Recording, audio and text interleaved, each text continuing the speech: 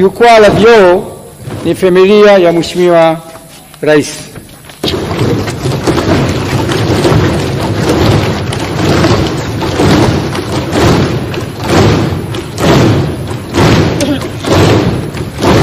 Waheshimiwa wabunge, nawashukuru sana wakuu wa mashirika ya umma binafsi, asasi za kiraia na taasisi za fedha.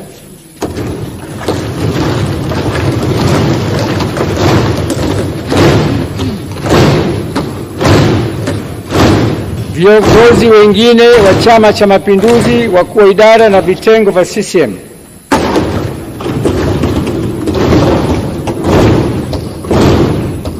Wakilishi wa vyama vya siasa vyenye usajili wa kudumu.